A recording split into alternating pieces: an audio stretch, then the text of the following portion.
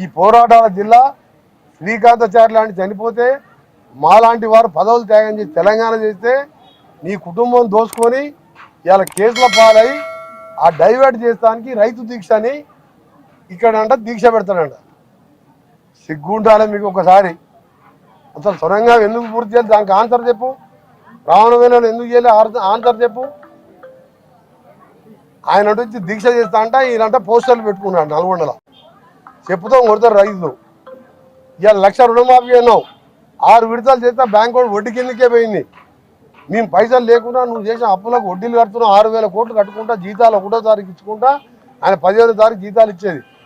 మేము దాన్ని ఇవాళ 21,000 మందికి 21,000 కోట్లు 25 లక్షల మందికి 2 లక్షల లోపు 1,80,000 1,90,000 1,50,000 ఉన్న వాళ్ళకు 21,000 కోట్లు వచ్చినాయా లేదా మీరే ఇక్కడ ఉన్న వాళ్ళు చెప్పాలి.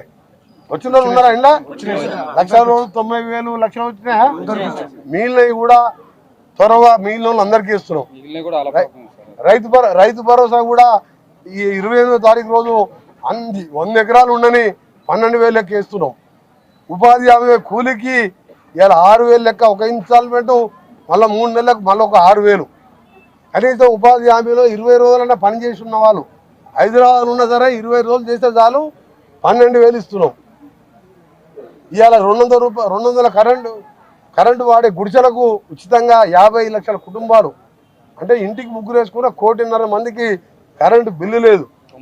ఆర్టీసీకి నెలకు 300 కోట్లు పట్టి ఆడవాళ్ళందరూ ఇట్లా ధర్మేశ్వరమో యాదగిరి గుట్టకో ఏడికైనా గుట్టలకు పోవాలన్నా దేవస్థానం పోవాలన్నా బిడ్డల దగ్గర పోవాలన్నా కిరాయిలు లేవు. ఎన్నో కార్యక్రమాలు చేసుకుంటా ఇప్పుడిప్పుడే బయటపడదామని మా కనగాలు తుప్పర్తులు జూనియర్ కాలేజ్ తెచ్చుకున్నాం 12 కోట్లు పెట్టి.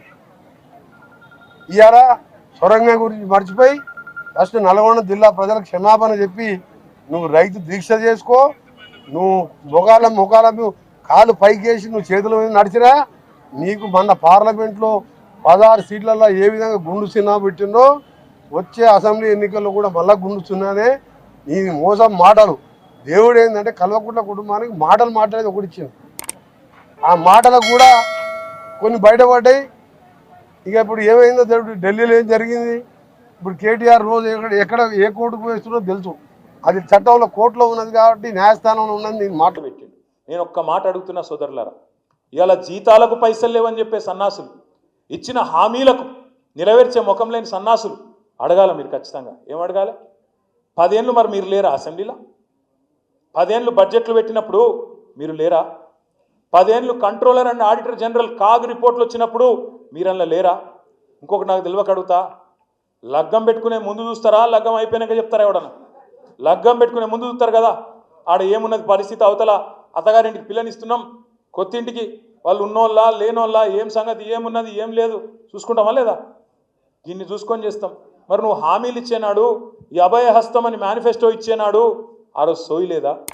ఆ రోజు అడిగితే ఏం చెప్పిండు బట్టి విక్రమార్క ఓ టీవీ చర్చలో?